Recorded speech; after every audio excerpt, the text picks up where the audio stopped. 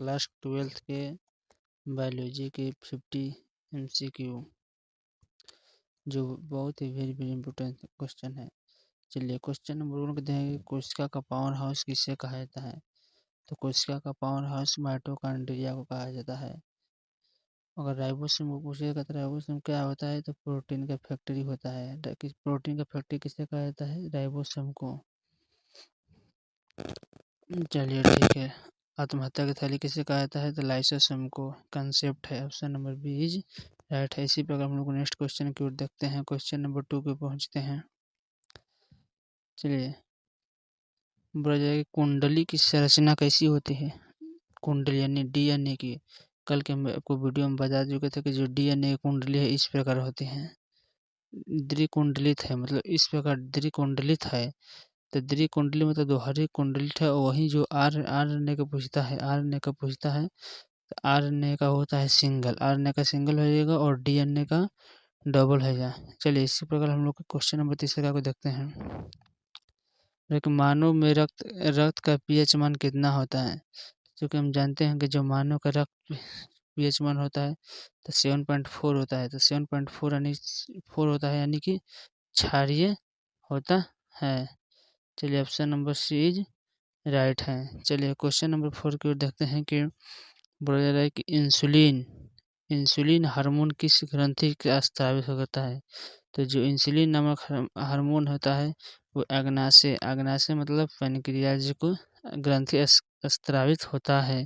तो इसी प्रकार हम लोग नेक्स्ट क्वेश्चन को देखते हैं। क्वेश्चन नंबर 5 है कि प्रकाश संश्लेषण की क्रिया किस प्रकाश संश्लेषण की प्रकाश अभिक्रिया कहाँ होती है।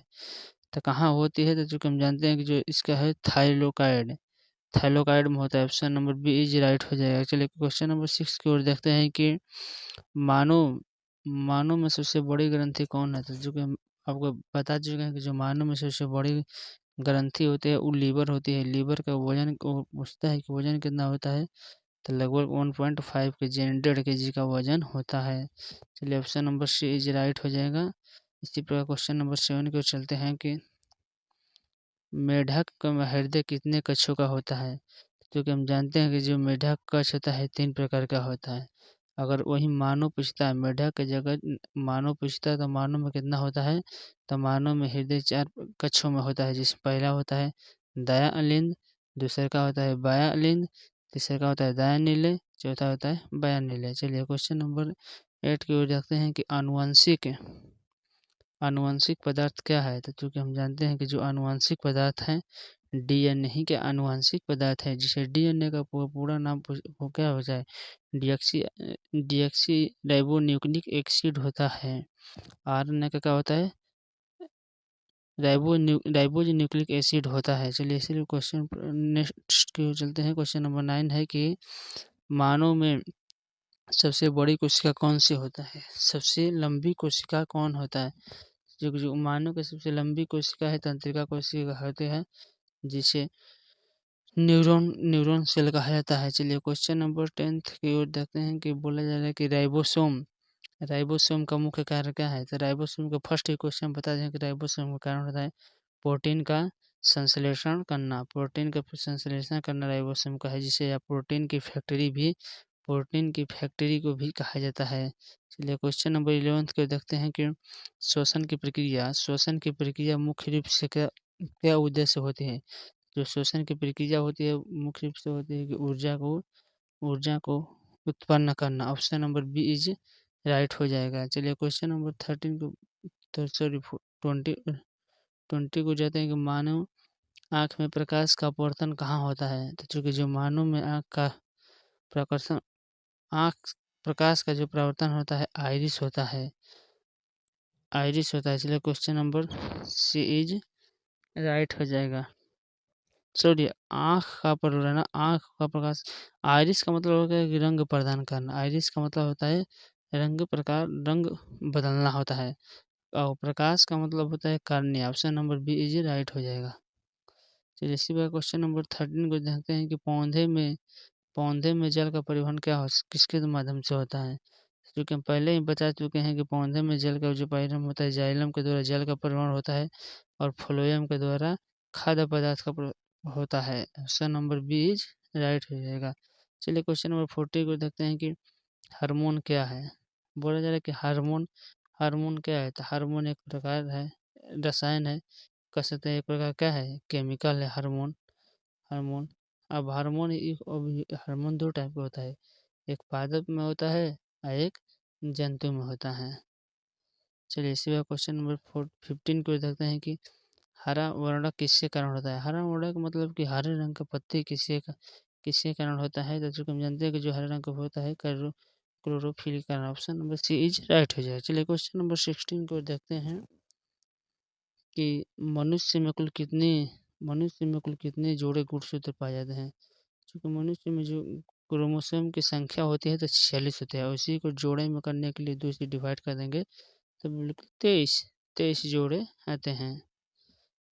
23 जोड़े हैं। कितने जोड़े समान अगर पूछता है समान तो 22 जोड़ा समान होता है, 23वां जोड़ा भिन्न होता है। Option number B is right हो जाएगा। चलिए क्वेश्चन नंबर 17 में देखते हैं कि मानव में पाचन रस कौन बनाता है। जो कि मानव में जो पाचन रस बनाता है यकृत, यकृत को ही लीवर कहते हैं इंग्लिश में, अमाशय को पेनक्रियाज कहते हैं, अग्नाशय को पेनक्रियाज कहते हैं, अमाशय को स्टोमक एंड पेट कहते हैं। Option number D is right होगा, सभी हो जाएगा।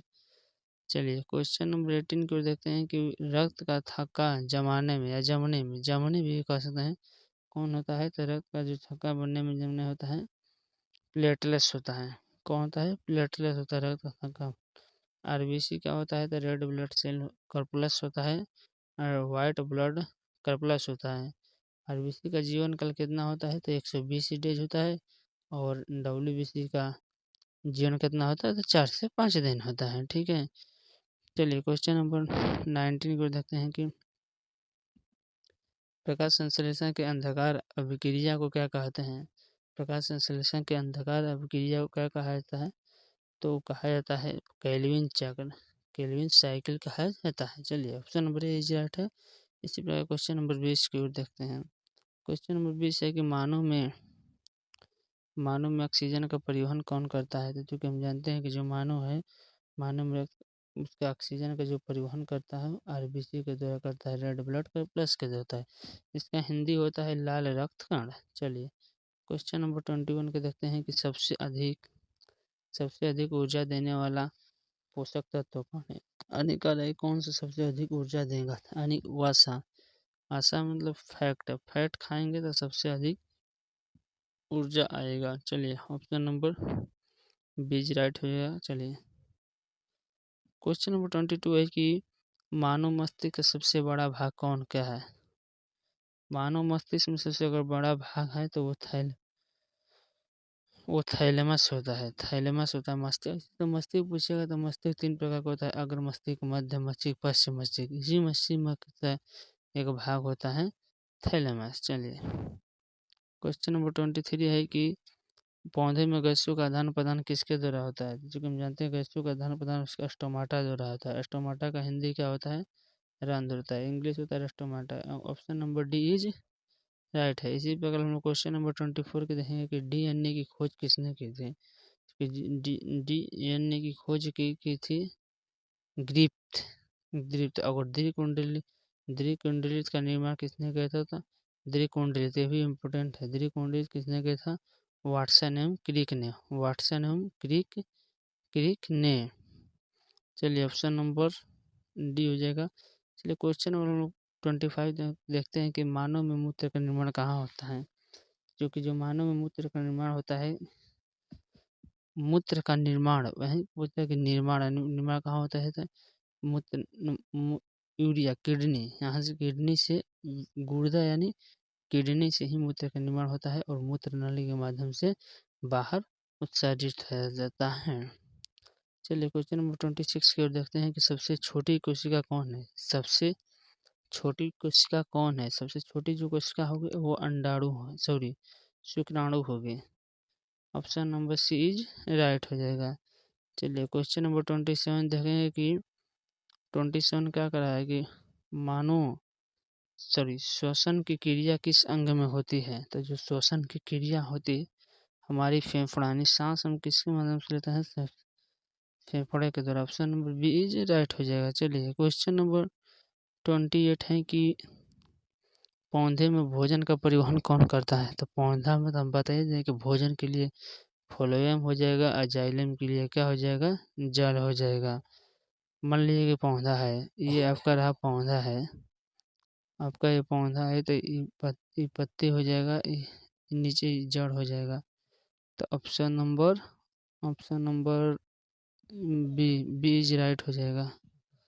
इसी प्रकार क्वेश्चन नंबर 29 है कि मानव में रक्त समूह की खोज किसने की थी। मानव में रक्त समूह की खोज कार्ल लैंडस्टीनर ने की। Option number B is right हो जाएगा। जो रक्त समूह है, रक्त समूह लगभग 4 प्रकार के होते हैं, ग्रुप ए, ग्रुप बी, तीसरे का हो जाएगा ग्रुप ए बी और ग्रुप ओ हो जाएगा। चलिए इसी पर क्वेश्चन नंबर 30 और है। जैव विकास का सिद्धांत किसने दिया था। जो जैव विकास का सिद्धांत है डार्विन ने दिया था। लैमार्क डार्विन, लैमार्क हालांकि दूसरा साइंटिस्ट है और इसका आंसर हो जाएगा डार्विन ने। क्वेश्चन नंबर 31 है कि विटामिन डी की कमी से कौन सा रोग होता है। विटामिन डी की कमी से हो जाएगा इरिटेक्टस। Option number C is right हो जाएगा। क्वेश्चन नंबर 32 है कोशिका विभाजन के प्रकार जो वृद्धि में सहायक होता है। कोशिका माइटोसिस हो जाएगा। माइटोसिस का हिंदी हो जाएगा माइटोसिस का समसूत्री विभाजन यहाँ पर डिवीजन लगता है तो अब डिवाइजन कर सकता है। Option number B is right हो जाएगा। क्वेश्चन नंबर 33 है कि एंजाइम किस प्रकार के होते हैं। तो एंजाइम एक प्रकार के प्रोटीन होते हैं। Option number C is right हो जाएगा। क्वेश्चन नंबर 34 मानव हृदय का वजन लगभग कितना होता है। क्योंकि मानव का हृदय होता है उसे कहते हैं 250 ग्राम से 250 ग्राम से 300 ग्राम होता है। इसलिए option number C is right हो जाएगा। इसलिए क्वेश्चन नंबर 35 को देखेंगे कि पौधे में जल हानि की प्रक्रिया क्या कहलाती है। अगर पौधा है तो उसमें जल की हानि प्रक्रिया क्या कहलाए। तो वाष्प उत्सर्जन हो जाएगा। चलिए क्वेश्चन नंबर 36 है कि तंत्रिका तंत्र की मूल इकाई क्या होती है। तंत्रिका तंत्र की मूल इकाई को न्यूरॉन कहते हैं। Option number A is right.